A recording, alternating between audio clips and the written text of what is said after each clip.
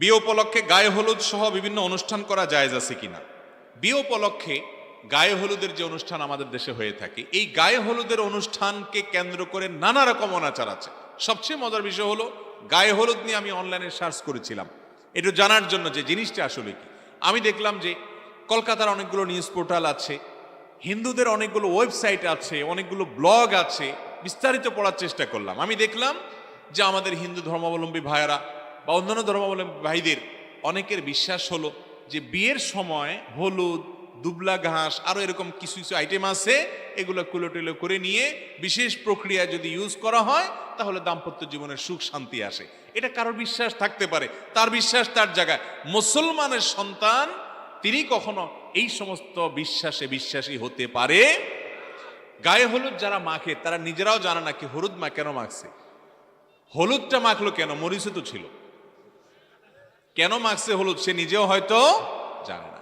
যদি এটা ত্বকের কোনো উপকার হতো, সৌন্দর্য বৃদ্ধি করতো, নবদম্পতির সম্পর্ক ভালো হতো, তাহলে একটা ইস্যু ছিল, কিন্তু সেরকম কিছু তো দেখি না। তাহলে হলুদ মাখামাখি কেন? আবার হলুদ মাখতে মনে চাইছে, আপনি রান্নাঘরে ঢুকে দরজা বন্ধ করে মা চাচিরে বের করে দিয়ে হলুদের পুরো ডিব্বা গায়ে মাখেন, ডুবেন, সমস্যা কি?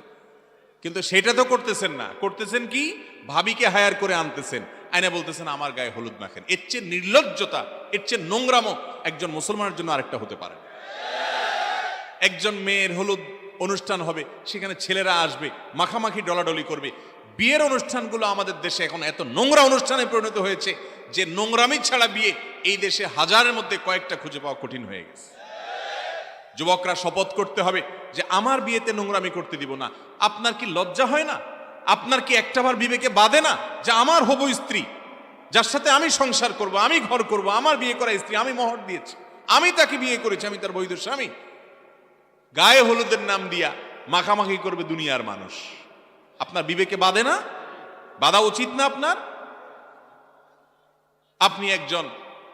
আপনি একজন বিবেকবান মানুষ। কোথাকার কার গায়ে হলুদ অনুষ্ঠানে আপনার বউ গেছে, আপনার বোন গেছে, ওই পুরুষের গায়ে হাতাহাতি, মাখামাখি, ঢলাঢলি, সেখানে গান বাজনা, নৃত্য, সেখানে অশ্লীলতা, নানা রকমের বেহায়াপনা এবং অন্যায় আচরণ। একটা বিয়ের অনুষ্ঠানকে কেন্দ্র করে শত শত জেনার আয়োজন হয় আজকাল। সেই জেনা কখনো প্রত্যক্ষ হয়, কখনো পরোক্ষ হয়। এই জন্য যাদের বিবাহ তাদের দায় এখানে সবচেয়ে বেশি। যুবক, বিয়ের মূল উপাদান আপনি।